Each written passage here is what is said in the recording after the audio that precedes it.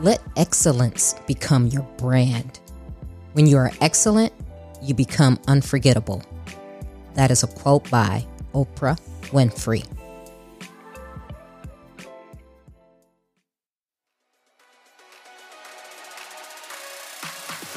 Welcome to Trina Talk. This is the podcast where guests share their stories of pursuing their passions, living a fulfilled life, and empowering others. Each week, I talk with inspiring leaders, business owners, and people with amazing stories from around the world in unscripted conversations as they share their successes and failures. This podcast is all about empowering you to keep striving in your personal and professional life. I am your host, Trina L. Martin. If you've been watching the news these days, you will see that cyber attacks are on the rise, and some of the biggest companies are being taken over by hackers. If you are a small or medium-sized business, you cannot afford to not operate securely. With Trina L. Martin Technology Consulting, we will help you use secure communication technologies so that you can communicate securely with your clients, customers, and employees while maintaining productivity and profitability. If you're ready to elevate your business operations, please reach out to me at nextlevel@trinalmartin.com. Welcome to episode 141. The topic of this week's episode is Give Up Control to Get Control. My guest this week is Rael. From being 6,000 feet underground to starting an education business that grew to have 4,000 plus students to spending years working in venture capital, Rael has seen it all. He's listed companies on 2 international stock exchanges, and his financial services group has settled more than $3 billion in loans in 18 years. Rael has diverse work history combined with his unique global research interviews with companies in more than 25 countries.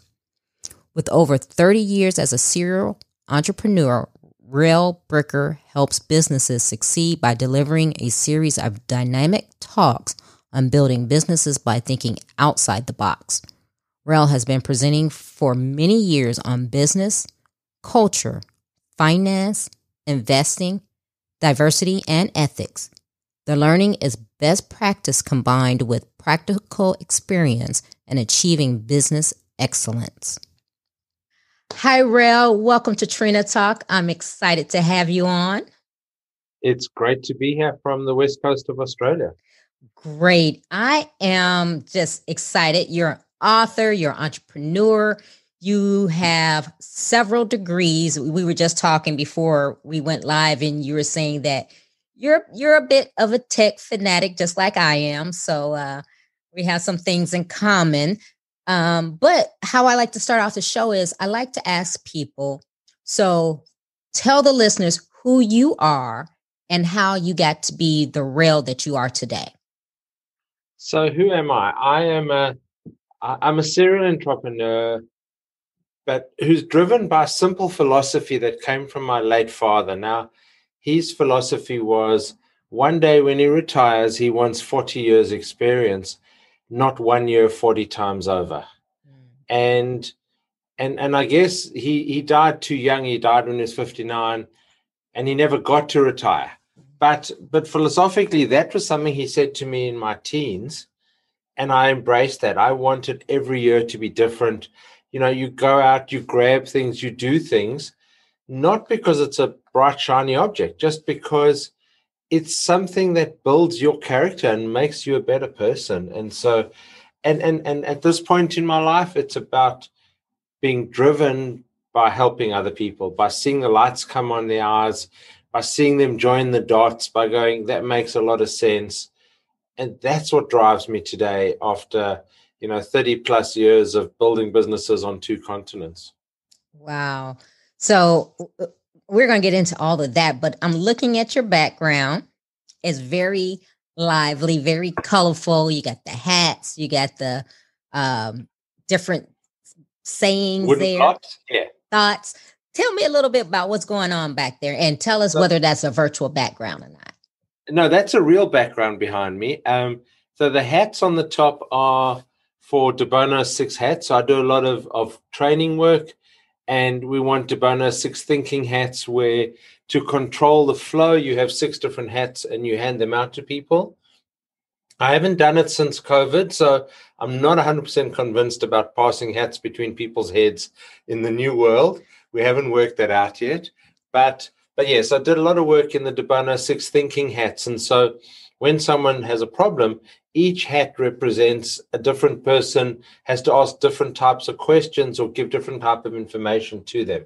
So it's a way of getting mastermind groups to work in a very efficient manner. All the wooden blocks that come up behind me, and I'll step out the way for a second. The wooden blocks were, I have all these things I speak about as a speaker, as a mentor, as a coach, and things I wrote about in my book.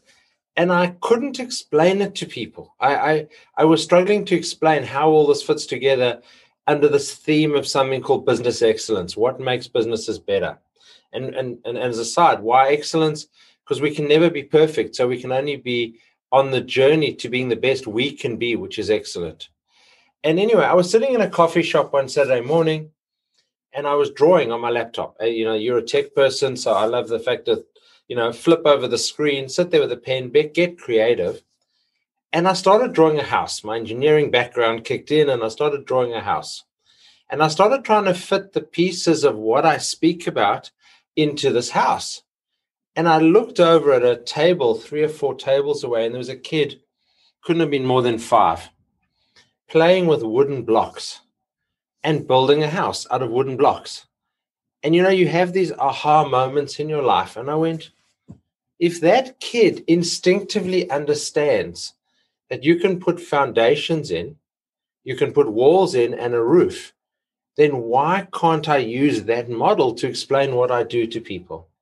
And so that's exactly what those blocks are all about. I actually build a model. Those are all magnetic. They're wooden blocks that I made in my shed, painted different colors, but they form a model of business excellence. And what is that model? It's about that fact that culture and ethics are your cornerstones of any good business. But your people, your diversity, your systems, your strategies, all those things make up the walls. And then on the top end there, you'll see the red pointed roof that points upwards. And that's because it's our growth potential that's unlimited. So that's that model. I use those, actually, they're all magnetic. They stick on a board. I use those often on stage to explain different concepts, but they also make a fun background behind me. They do. They're very colorful, and I really like them. And I actually like what you're saying, and we're going to talk more about that as well. But, you said you're a serial entrepreneur. I know you're an author, you're a speaker, but in some of your, tell me about some of your entrepreneurial journeys. Okay, so my first one actually started when I was 14, right? And I worked in electronic shops. So I grew up in a very lower middle class household. Never really short of anything, but not really lots of money. That was probably where it was. I went to government schools, not private education, etc. And I got my first job when I was 14 at an electronics shop. So in those days, people, went to buy car radios and electronic components. And I was kind of a bit of an electronics nerd and built all the stuff as well. And I remember very clearly somebody coming in to buy a new radio for their car and being the totally overzealous, total believer in myself. This person, there was a young lady, said, "Oh, I don't know how to put this in my car." And I said, "Don't worry, come over to my house this afternoon. I'll fit it for you." And I struggled, and I actually damaged her car, and it actually cost me money.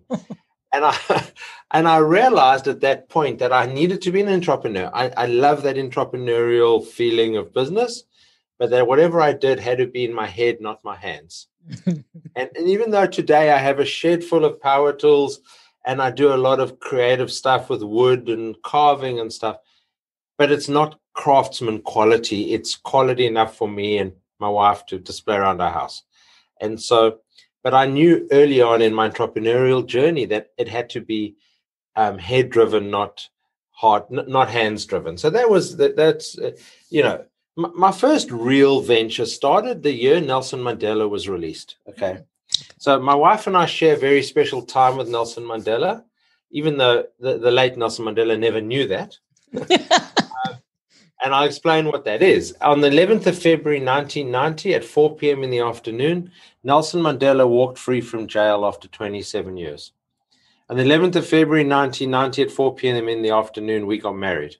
Oh. At the exact same time and day that Nelson Mandela was released, we got married. And so I said, I always share a special time with Nelson Mandela. He came out of freedom. Okay, we won't go down the rest of that joke about my marriage. No. But I'm still married 32 years later. But a couple of months after that, we started a business in South Africa. We were two young MBA graduates, 26 years old. Our business was fundamentally flawed. Why was it flawed? Because we were 26-year-old MBAs who'd never run a business and thought we'd go out and tell other people how to run their businesses. So there was fundamental flaw in that theory. But we actually won some contracts, bizarrely. And about 6 months later, those contracts dried up and we went, oh my God, what do we do now?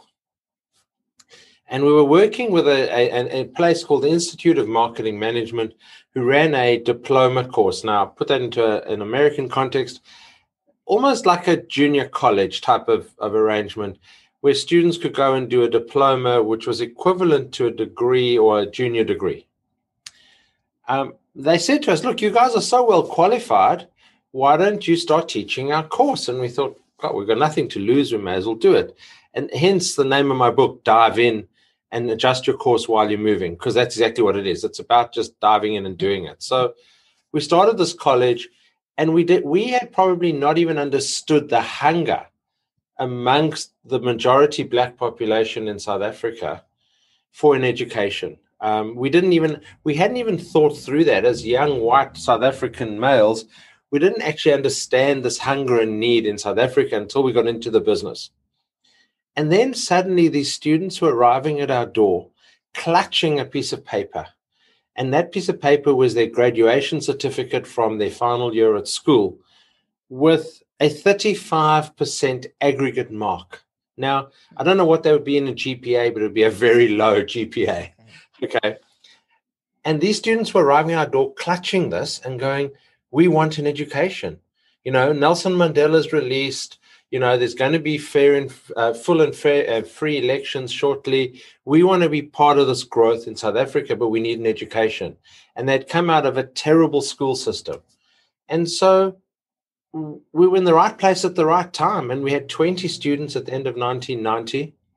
And by the end of 1990, or middle of 1996, when we reversed that into a shell, we had 4,000 students over 6 campuses. And probably 85 to 90% of those were from previously disadvantaged backgrounds. So it was an amazing journey, an amazing business, and an amazing impact that we could have on people's lives and make their lives better. So it was an amazing part of my entrepreneurial journey without design. And when young entrepreneurs ask me, what's the best advice I can give them? I say, put the spreadsheets away. Go with your gut. If you think it's a good idea, and I've had really bad ideas in the past, lost money on things I've invested in and tried businesses, but so what? Mm-hmm. But if you don't back yourself, if you're not prepared to back yourself, that's what we did. We backed ourselves. We worked it out as we went along. We made up our own rules. We were the person you would hate to be competing with because we had no fear and nothing to lose. You don't want them as your competitor because we would just go and dive in and do stuff and go, oh, it worked. Or no, it didn't work. Didn't make a difference to us. Wow. That's a great story. And I like the title of your book, Dive In and Adjust Course While You're Moving. Because that's all you can do, right? You can't sit and think about it all the time. You just have to do and see how it comes out. You stop analyzing at some point and you go, the numbers make sense, or we at least think they make sense. But until we actually get out there and sell, and at the end of the day, I talk about selling, but every business is about selling. Mm-hmm. No matter what you're doing, if you don't sell, there's no revenue and there's no business. So, you may not feel like you're selling. And in fact, part of what I teach, that we were talking before we started recording about colors and behavioral colors, I teach people to stop selling, but to create an environment that makes it easy for people to buy rather than to sell to them. But it doesn't matter. We're always selling, but you have to actually get out there and sell in order to get your business to go. And that's what it is. Wow. So true. And I love that. And let's continue on with what you're saying as far as what you're teaching. You're teaching people to stop selling, because we all hate to be sold to, right? And I have this problem with my business. I always feel, it's like, oh, selling is almost like a dirty word, right? You're like, oh, I don't want to sell people, because I'm on LinkedIn, and of course I get the connection requests, people who don't know me, and they're like, oh, I want to join your network. And then the minute you accept them, they're going, oh, I can help you do this, this, and this. And you're going, well, I don't even know you. I don't know you. I don't know if you can even do that the way that I need it to be done. So talk about that, and how like someone like me will approach selling without falling into that category. Without selling. Yes. So, it's interesting. You say that. I have exactly the same thing. I get, I have a fairly big LinkedIn network now. And so I get, 20, 30, 40 requests a week to join. And I basically look at where they're from and who their common connections are. And then I'll make, And sometimes I'll go, I'm not sure about this one, but let me see how long it takes them to try and sell me something. It's just a game. And I know that as soon as they try and sell me something, I will just disconnect them and just forget about them. And the other one is the people who you connect with, and then they go, so how are you? Yeah. Okay. And what's the biggest challenge facing you today? All right. Right. And I understand the logic of where they're going with that. But let me give an example from one of my courses that we run. Okay. So putting that in context, we talk about something called behavioral colors. So there's a profiling tool called DISC, that when I say DISC to most people, they go, oh, not that old thing. And I go, yes, it is old. It's been around since 1929, DISC. And there are 4 major suppliers of it around the world. But the principles behind DISC, which is dominance, influence, steadiness, and compliance, 4 behavioral styles. If I told you were a high I, an influencer, right? You would say, great. And 3 months' time, if I asked you, you'd say, what did you say 3 months ago?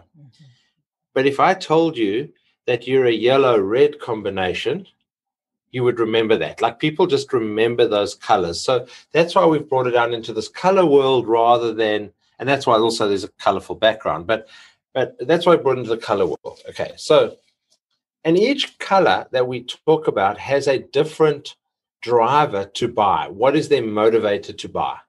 Some people make decisions quickly, some make it slower, some make it about teamwork, relationships, all different things. So when I'm teaching people to sell, and I'm talking one-on-one or Zoom or phone conversation or whatever, I don't know your behavior, right? And so I want to ascertain your behavior. So I'd say, hey Trina, nice to talk to you, but whatever, what can I help you with? And you say, oh, please explain to me what you do, right? So now I'm lost because you haven't told me what you want out of my life or what I can do for you. And so we use a technique where we go, okay, Trina, most of my customers, or in my experience, customers come to me for one of 4 reasons. They come to me because we're easy to do business with and we have the right price, or they want to come to me because we've got a great team and we build a great team of advocates around us, or they come to me because I've built long-term relationships with them, or they come to me because I can provide them all the statistics and data and proof about our product, right? Which one of those appeals to you? I'm not selling to you. I'm asking you to tell me what your dominant behavior style is, so that then you tell me, oh, I love relationships. I love building relationships. I don't buy from people until I get to know them and I've got a relationship. Great. You've now told me exactly what I need to do with you. Okay, that I need to now talk to you about your kids, your family, what it's like in Texas, what's happening there with COVID. How are you feeling? I mean, that's very topical now. Okay. But you'll build relationships and you'll finish the call with, that was a fantastic. Let me do some research and I'll come back to you, because people who in that relationship mold don't make decisions quickly. And so I'll go, yeah, I'll come back to you in a week. Or let me find out for you how that works and I'll come back to you. And then a week later, you go back. How are your kids? How was the baseball game on the weekend? You build relationship before you sell. So in that particular environment, in that quadrant of what we call in that quadrant. So this is a 12-week course that we run, right? It's not just 12 weeks, an hour to a week or 2 days or whatever, but that's, part of it. That's how we take a completely different approach to selling by understanding your audience first.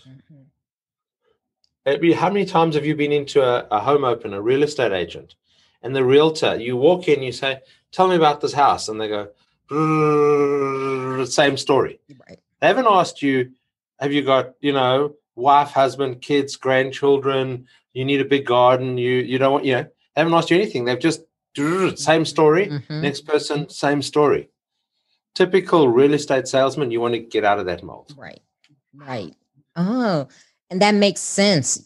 You're asking people what appeals to them. So you're saying, you're building that relationship. You're finding out what matters to them before you lead into a line of question. Well, I guess it's better framed question based on what they said that is important to them. And then that helps build that relationship.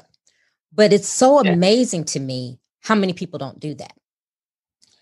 Absolutely. And interestingly, when you look at the statistics, so only the Ds, the DISC, or the reds in my world, only the reds, the people with a red behavioral style like being sold to. Now, you might think, you don't know anyone who likes being sold to. But they do. There are. But when you look at the world statistics, that makes up 10 to 11% of our population worldwide. So if that's the traditional selling that you're doing, which is go in hard, sell, punch, punch, punch, makes no sense, because you're only going to be successful. In fact, I did a sales training course 15 years ago. And the guy stood up and said, well, for every 10 calls, one's going to be successful. Now, 15 years later, I understand perfectly why, because their techniques were all aimed at only one group of the population, which made up 10%. That's why we're only getting 1 in 10 success rate. And so you want to go from 1 in 10 to 8 out of 10 by using the different colors. I'll use my glasses. If somebody is behaviorally a yellow, in other words, the yellow style, which is all about teamwork, it's about fun. It's about how is this going to build my team and have fun? That's yellow. Well, you have to look at them. I'll put on my funny yellow glasses for the video, which is a little hard to explain on the audio, but that's what you're trying to do. You're trying to appeal to them by telling them how much fun it is, how good it is for the team.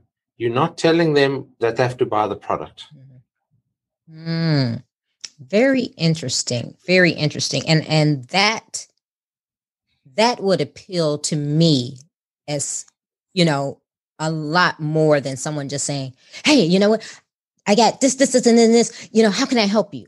Because just like you said, I get those LinkedIn and, hi, how are you? And I'm thinking, what are we, long lost buddies? You already know what they're trying to set you up for.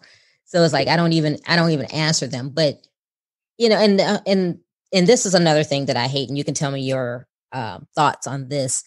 Is you get the request and they're going to sell you, but it's, instead of them coming straight out and selling, they're like, oh, how about, 10 minutes, 15 minutes to jump on a call? And it's like, well, no, I'm very busy during my day. No, I'm not just jumping on calls with random people.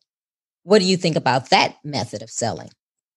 Yeah, I mean, I understand why, because it is easier to talk to somebody face to face than by email or by, worst case, LinkedIn Messenger.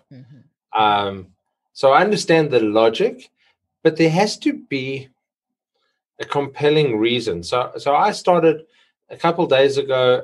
A great friend of mine started. He looked at my website and said, "You need to highlight on your website some of the pain points that people are feeling in the leadership space and the business space. And if you highlight those pain points, then people are much more interested in talking to you, in engaging with you." So I interviewed an influencer, LinkedIn influencer, who has 200,000 followers. I interviewed him, and he said something very interesting to me. And I asked him a question. I said, I look at Gary V. He has 1 million or 2 million followers, and I said, there are still 5,000 people making inane comments about every post that Gary V puts out, and 10,000 people. And yes, he has 100,000 views or whatever, but there are 10,000. And you look at the comments, some of them are trying to engage with Gary V, and it's his PAs or VAs that are responding. Mm-hmm. But he said something interesting to me. He said, educate, educate, educate.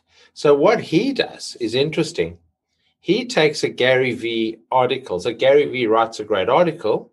It doesn't compete with him. I mean, they're both influencers in different ways.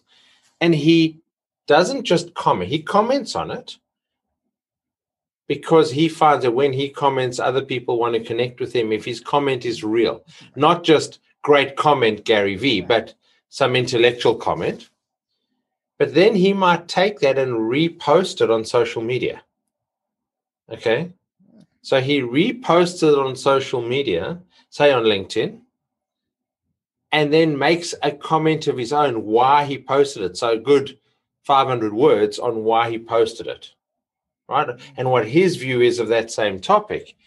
But because he's reposted it, anybody who's liked or commented on that now gets told a post that you've liked or commented was shared by so-and-so, okay?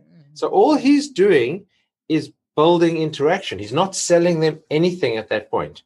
He's making comments. He's establishing his status as an expert. Mm-hmm. Okay. And then, then he finds that people start reaching out to him for speaking engagements, for personal branding, which is the area that he works in, mm-hmm. etc.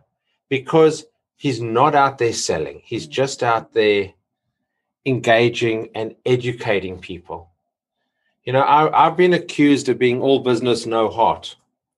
It's a long story how that came about, but it's taken me a few years to start being personal on social media, even LinkedIn, to share personal stuff, because that's what people engage with now. I mean, I'm not an expert in social media by any stretch of the imagination, but I talk to lots of people who are and are successfully using LinkedIn to sell product and sell services. And they say to me, it is a long process. It is a process of education. Mm-hmm. It's not a connect with somebody and whack them around the head with a sales technique. And then you see these people running polls. What's the biggest challenge facing you today? And you go, why are you asking? Because all you're going to do is just spit that back at me in some form of sales question. Yeah. So it's a funny world in which we live now. Yeah, exactly. And it's funny because I've heard the same thing, what you were saying about genuinely comment on the post, but I had not done that to repost that comment that you put, to repost it on your platform to say, okay, here, this is why I commented, or this is what I think. And that's a great way. But yeah, it's just selling is almost like, it's like a dirty, grungy thing. It's like you don't want to be bothered, but yet we all have to do it. Like you said, if you don't sell, you don't have a business. So that's the key. And like I said, that's something that I always kind of struggle with too, because I don't want to be that person that I look at and go, oh my God, we know what they're getting ready to hit me with. So, let me just ignore them. So that's a good thing to remember. And you specialize in, like we were talking before, in a lot of the soft skills that go along with business. Talk about some of those.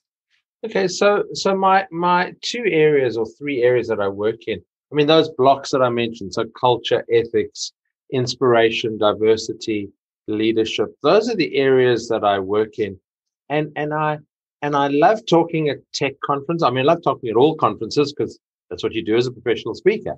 But um, I love the tech conferences because I kind of empathize with the guys and girls in the audience who are tech people, and I'm this originally tech guy, and I tell them don't talk to me about technology because I did my master's in software engineering 32 years ago.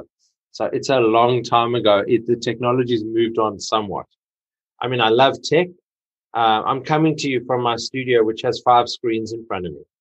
So, yeah, I have 4 cameras set up and 5 screens and all sorts of different things running here. So I love that part of it. But I'm fascinated by culture, and if you don't mind, I'll indulge you with a quick story of how I got interested in culture. Yeah.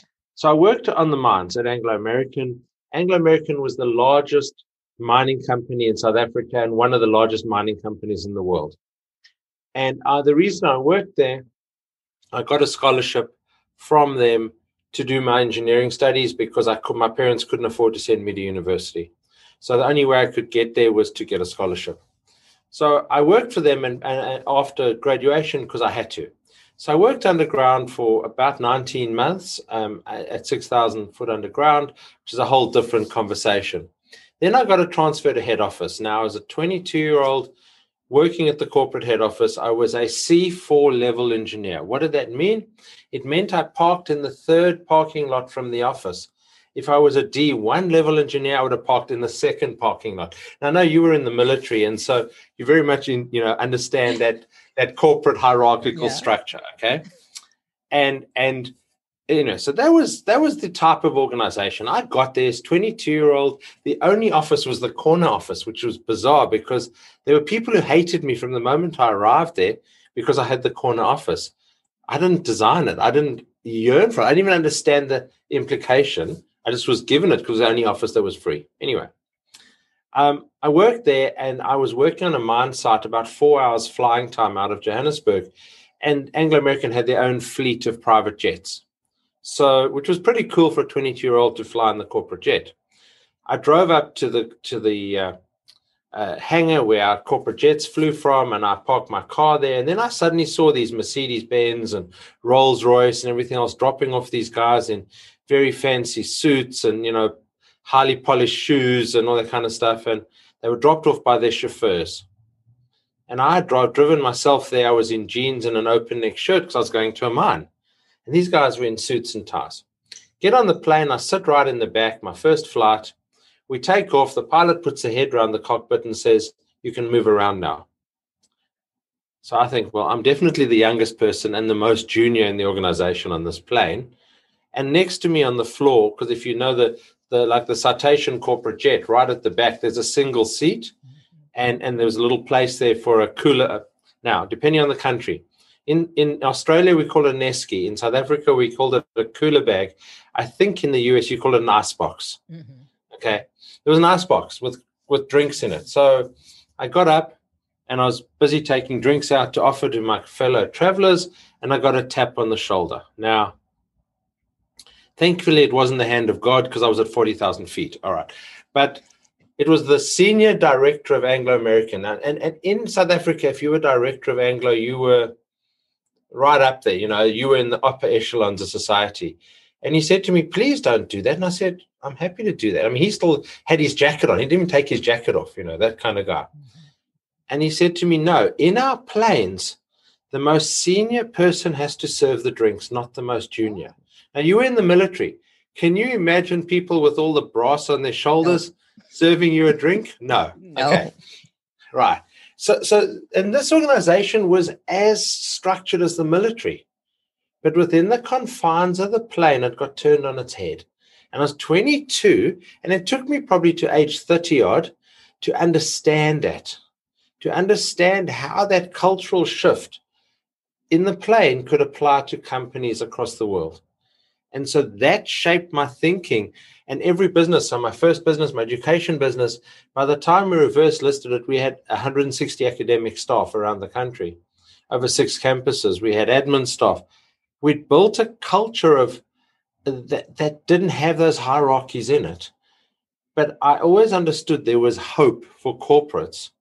If in the plane they could turn it on its head, why couldn't they do that in the corporation? And so that's kind of where my interest in culture came from. So fast forward to all these years, I wrote my book. 2015, I spoke at a conference on mortgages because that was my business that I started in 2001. And I just topped 2 billion in mortgages. I'd been made a fellow of the industry. There are about 50 fellows of about 16,000 brokers. And I spoke at the conference on how to build a mortgage business. And really, I then started writing a book because I thought that was fun. I'm going to write a book. I sat in a plane with an iPad writing the first 2,000 words, which is really hard because you have to watch every finger because you've got no tactile feeling. I got home. It took me 9 months. I wrote the book, put it away for 2.5 years because I had imposter syndrome. I didn't think anyone wanted to hear my story. And I met a publisher and she said, it's a great book. Let's publish it. I was at a conference in 2017 before I published the book, late 2017 in Auckland in New Zealand. And I saw an old friend of mine. His name's Frederick Curran, based out of Singapore. And Frederick does this thing about what's your vision. And he spent 5 hours with me just talking, shooting the breeze, talking. And he turned around to me and said, your passion in the world is culture. You need to go out and grab that. And I said, funny you say that. There are 2 chapters in my book on culture, and yet, no, you haven't seen the book. And from just talking to me, he worked out that that's the area I needed to pursue. And so I went and I said, yeah, I'm absolutely passionate about creating rich and robust cultures in organizations and with a view to business excellence. I mean, that's my branding, is business excellence, but it's about make your business more excellent than it is now by creating a rich and robust culture. And in order to add value to my clients, I went out and interviewed companies. So I've interviewed 89 companies now in 25 different countries. And the reason I did that is because I wanted to know, outside of Australia and South Africa, where I've worked, what is the rest of the world doing? I have to redo a lot of those interviews now post-pandemic because a lot has changed. But that was an amazing insight into corporate culture and leadership and the relationships between all these things. And I've developed a model around that. I'm going to do that quickly and just carry on talking, where there's this relationship between culture, leadership, and strategy. And if you don't have all 3 of those components in an organization, if you are just one of those or 2 of those things, okay, you'll end up with a weird thing that'll happen. And is if you have leadership and a great culture but no strategy, you are you are like a ship with that has no direction. Okay, you don't know where you're going. If you have a culture and a strategy and no leaders, okay, you're rudderless. There's no one steering the ship. And if you have leadership and strategy but a terrible culture or no culture, you're becalmed. You're like a sailing ship sitting out there with no wind. You're not moving anywhere. You're just drifting along. And so that's the kind of where I've evolved to over this time from all these interviews, and that's the situations and frameworks that I work with in organizations to put that in. So that's what I spend my time doing now. I still see mortgage clients because I've got 4,500 clients who have personal relationships with me. They want to see me. They want to talk to me about their future, their mortgages, their properties, their retirement. So I still see them. I have a team of people who support me. We have a great culture too, but I have a team of people who support me and they do all the paperwork. So I split my time now between seeing clients and helping them on their journey to retiring wealthy and working with companies and leaders to create business excellence and a measurable culture. That's the big thing. We have tools to be able to measure culture and see the cultural improvement. Wow. That sounded like a sales pitch, but it wasn't meant to be. Sorry. No, I mean, I love it. I understand it. And I don't think I know a lot of businesses, they don't focus on culture. And that is the key. They wonder why they can't retain people, why the morale is low. It's culture, and I speak from experience because I have had jobs before I decided to finally just go full out in my entrepreneurial journey that for all intents and purposes, it was a good job. The salary was good, but the culture, I hated it. And it was like, I don't care how much money you're paying me. I don't want to stay here. And I think so many times businesses, and especially the people that they have in what we call, supervisory roles. I'm like, I'm from the military. So I'm very careful on when I use the word leader because not everyone is a leader. But the people that they have in supervisory roles, they really can taint and make toxic culture.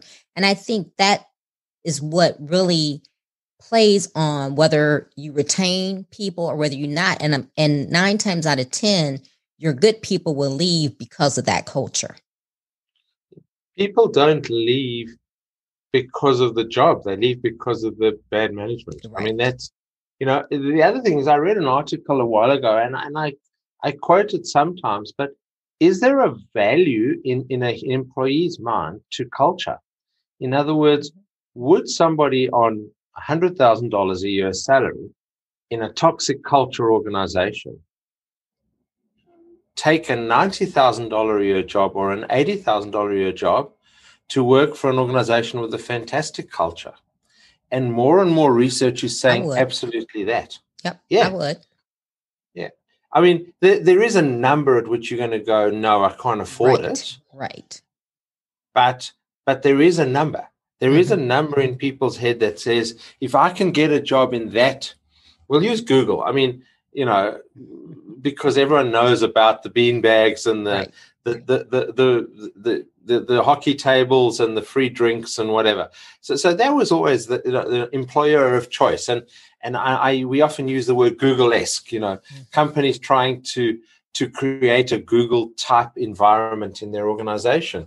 In fact, my staff here keep saying to me every day, they'll go, "Oh, have you gone to buy the couches and the bean bags yet for our break room?" And I go, "No, because you'll spend more time in there." And they go, "No, we won't. No, we won't." Oh, okay. But yes. So the culture, will people desperately take a job at an organization, get paid less? Now, I think it's unethical if companies know they've got a great culture and pay less. Right. Because they know they can attract people. So I think you still have to pay people what they're worth. You said something earlier in that regard. You said you hate selling and you feel, oh, whatever, it's not me. And I've suffered from that, and I probably still do. And I know every speaker buddy, every consultant, mentor, and coach that I know suffers from the same imposter syndrome. We work with clients, and you do too, and the clients go, "God, Trina's amazing, right? That was amazing. You transformed my life. You transformed my business." And then when you're talking to the next client, you're going, "Am I worth what I'm asking them for?" Okay. That is just such a classic imposter syndrome. We all suffer from it. So, this sounds like an intervention session, but no, it's not. We all suffer from that classic, I want to charge this. And there's a well-known speaker in the US, David Newman. I interviewed David on my podcast, and I've been to a number of his courses and met him in Denver in 2019 at the National Speakers Association conference. And David says, whatever you think you're worth, double it. Mm-hmm. Double your price. Yeah. And you know what? You'll be surprised when people say yes. Yeah. So the classic, we were talking about sales, the classic salesman story, when someone walks into the store and says, "How much are those shoes?" And you say $50. And then they don't blink. So you say each. And when they don't blink again, you say plus tax. Oh, my goodness. Yeah, that's interesting because I've learned that from being a professional speaker and going through my business, my speaking coach is Lisa Nichols. I don't know if you've heard of it, but kind of the same thing. You're going to get paid what you're worth, and stand behind it. What your fee is your fee, and people won't blink at it. The people who really want to do business with you won't. So yeah, I'm slowly getting out of that imposter syndrome phase where you're like, ooh, is that okay? Is that? But you're like, no, I have the experience. I'm worth it. They're paying for my expertise, and that's what I'm giving. I mean, what they forget is that expertise is based on 30 years of experience and probably 2 days or 3 days, or depending on, I like to customize every single talk that I do. Mm-hmm. And so it doesn't always take me 2 or 3 days. It might take me 2 or 3 hours. Right. But that original talk took me 2 or 3 days or 2 weeks, and time and money that I invested in my speaking coach, helping me perfect that speech. So they're not paying you for the hour or for the half day or the day that you're there. Mm-hmm. They're paying you for all the work that's gone into it up front. Right. Exactly. And that's what people forget, because they only see the hour. Right. And that's what they think about. Oh, for an hour? It's like, well, no, it's more than an hour. So yeah, yes. we can get into that. Forever. I'm going to start with my questions. Yeah. So I hope you're ready, because she's saying to someone who was in the military, shoot, probably not a good thing. Okay. I'm tame now. I'm retired, so I won't take that literally. All right. Who or what motivates you? My family. The success of my family. When my wife and I sit down and go, we've actually raised 3 amazing kids who we argue with and we fight with, and we get frustrated because we see ourselves in them. Mm-hmm. But that's personal success. That's, seeing the level of confidence of my older 2 kids who have traveled the world on their own. One of them doesn't live in Australia anymore. One lived in London, came back for the pandemic. Now she's moving cities again.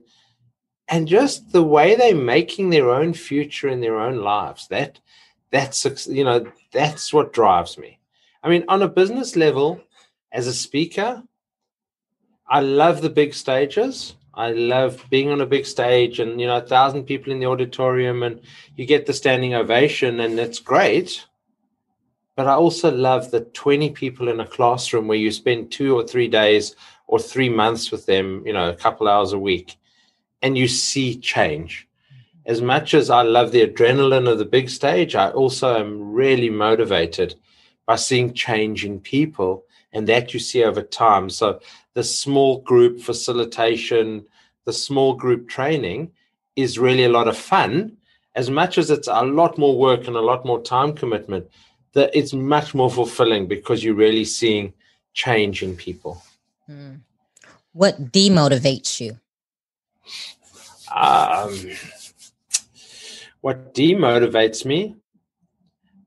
Probably people who don't, I would say don't think like me, but that's probably self-limiting in and of itself. People who don't have a broad vision, people who don't, there's a classic, I love collecting information and stories. I said to you, I like these experiences. So in the days pre-COVID, when I was traveling a lot, used to be on planes a lot, and I'd be listening with a half an ear to a series while working on my laptop. And there was a classic series, I think it was Billions, actually, was the series. And the one person turns around to her mentor and says, I'll be down in the trenches with my troops firing. And the mentor says, no, as a leader, you've got to keep your gun in its holster and stand on the top of the mountain and scan the horizon. And you meet people who frustrate me, who think they're the snipers because they're looking through this tiny little lens at a very, very narrow target and are not seeing the big picture. That's probably my biggest demotivator, is when people dive down a rabbit hole without actually having surveyed the ground first. I love how you put that. When was a time that something was said or done to hurt you, but it worked out for your good?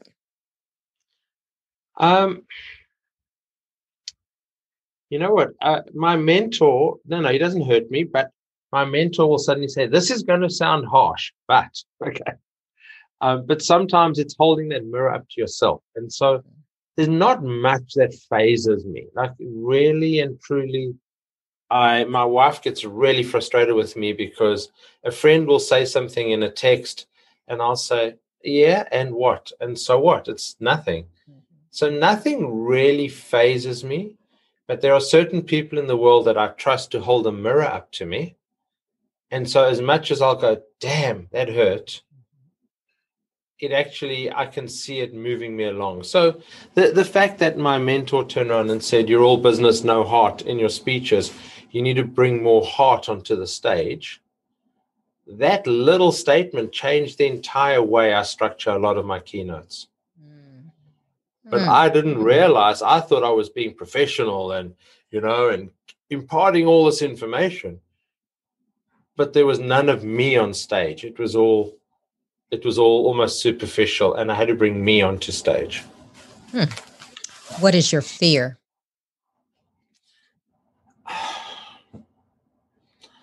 I've always said to people I have no fear. And then a coach of mine, a mentor said, that in and of itself is a limiting belief. Use an example. When I learned to ski, because we don't really have snow in Australia or South Africa, so I had to learn in Canada, and I learned at Banff in just outside Calgary.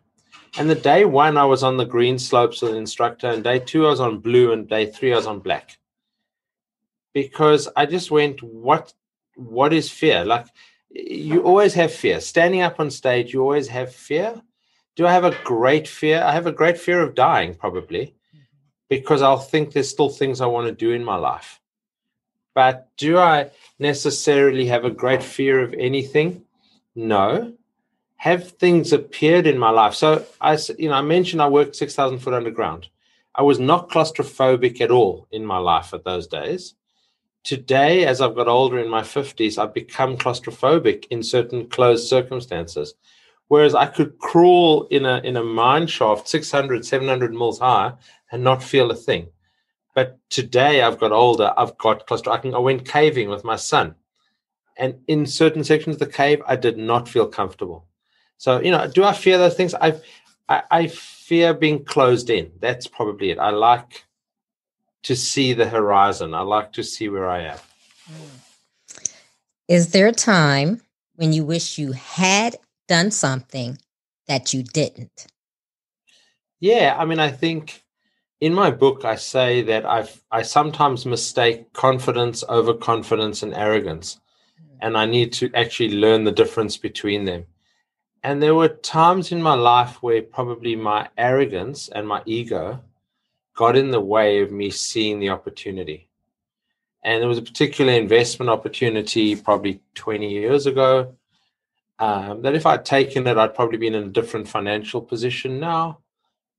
But for some reason, I just couldn't see past my own ego, and I never took that opportunity up. So has it changed my life? Probably motivated me to work harder and work differently and work smarter. But yeah, that ego is our worst enemy. Mm-hmm. Is there a time that you wish you had not done something? Things my kids would never want to know about me. There's probably lots of things we've done in our lives.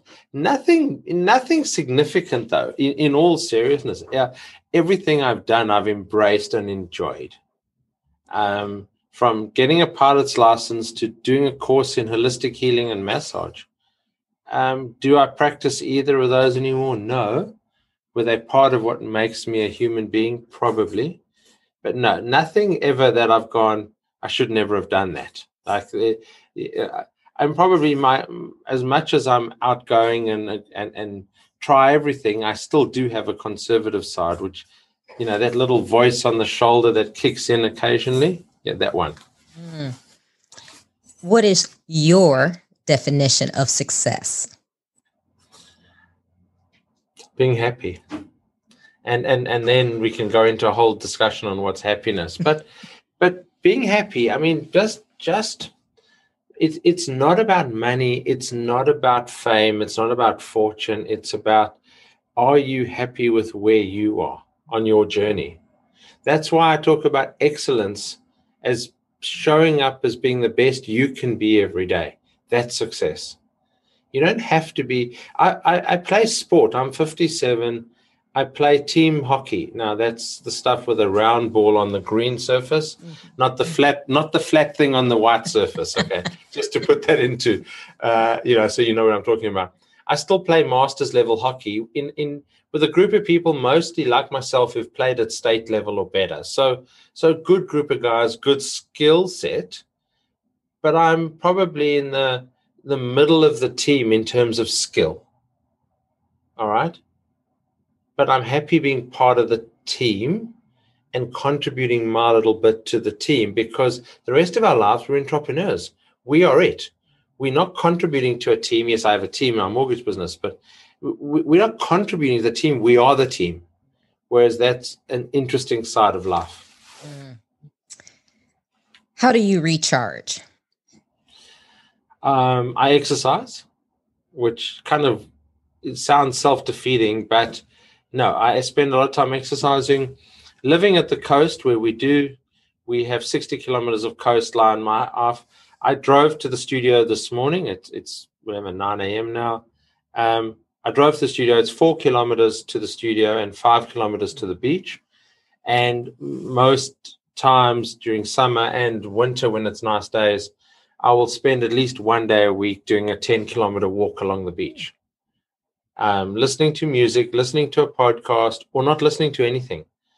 Just walking, just absorbing the beauty of where I live on the Indian Ocean. It's warm water. In summer, I'll take off my shoes and walk back the last kilometer or two in the water. That's part of my recharge time. My wife and I make time to go away together. We'll go and rent a cabin, go on a health retreat. Pre-2019, I used to travel a lot. And so I would travel, my wife would travel with me we spent a month in Europe in 2019 together on holiday with the family. So that's part of the recharge. It is going to yoga, going to Pilates, going to the gym, going to a spin class. All those things, as much as they physically tire the body, they recharge the mind.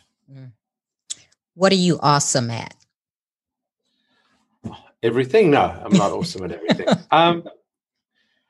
At getting into people's businesses, like getting to understand them, applying everything I've done in my life to their circumstance and taking me out of my own ego and understanding where they're at and being able to delve and ask them the hard questions. That's what I love doing. I love exploring other people's businesses. I love success.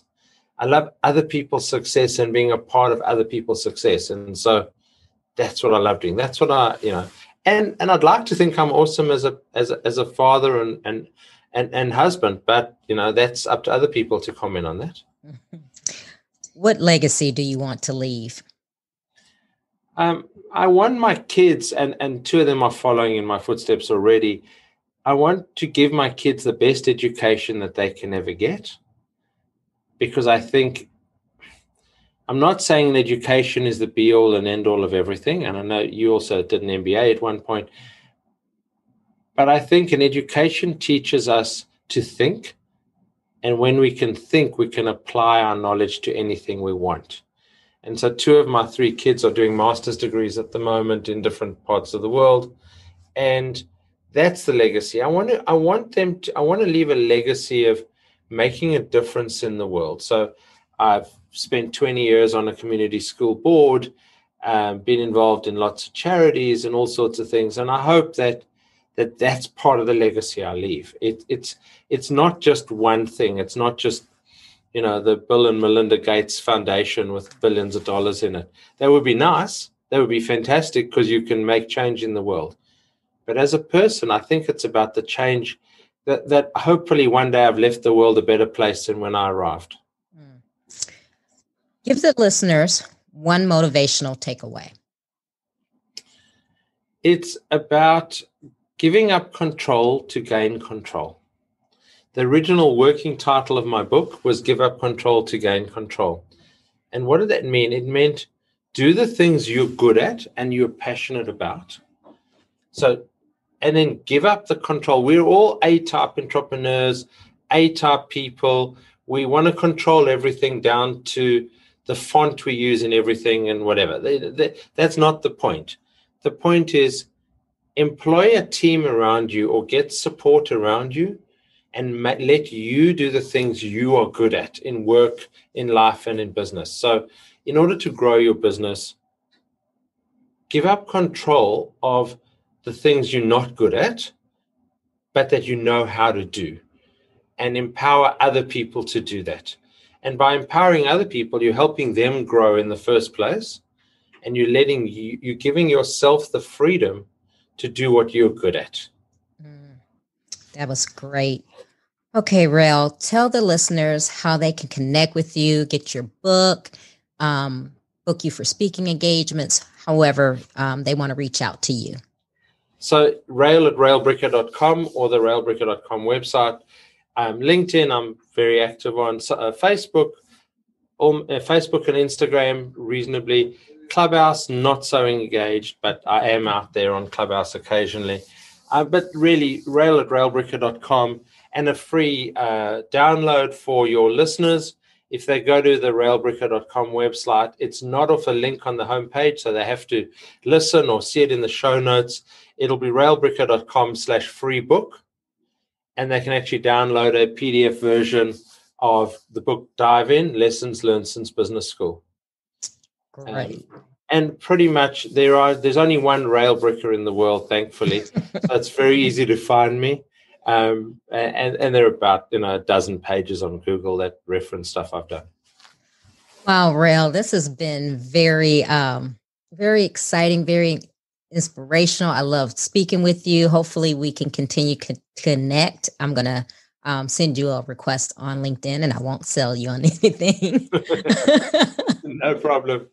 But and absolutely, and look forward to it. It's I love engaging with people. I think the more people I talk to, the more I learn about people, the richer my life, and hopefully I'm making their lives a little bit richer along the way. Yes, I think you're succeeding at that. But thank you. I don't want to hold you any longer because I know you have a busy day. Mine is ending, yours is beginning. So I just want to say thank you so much for being on Trina Talk. Thank you, Trina. It's been a fantastic conversation and easy flowing and fantastic. And I hope I've added value to your listeners. If you like Trina Talk podcast, please don't forget to go out to iTunes and rate it 5 stars and leave a review. Also, who else in your life do you know that needs some motivation and inspiration in their life? Don't forget to share Trina Talk with them. I hope you have a great week. And remember, if you change your mindset, you can change your life. Keep striving, because success is a journey, not a destination.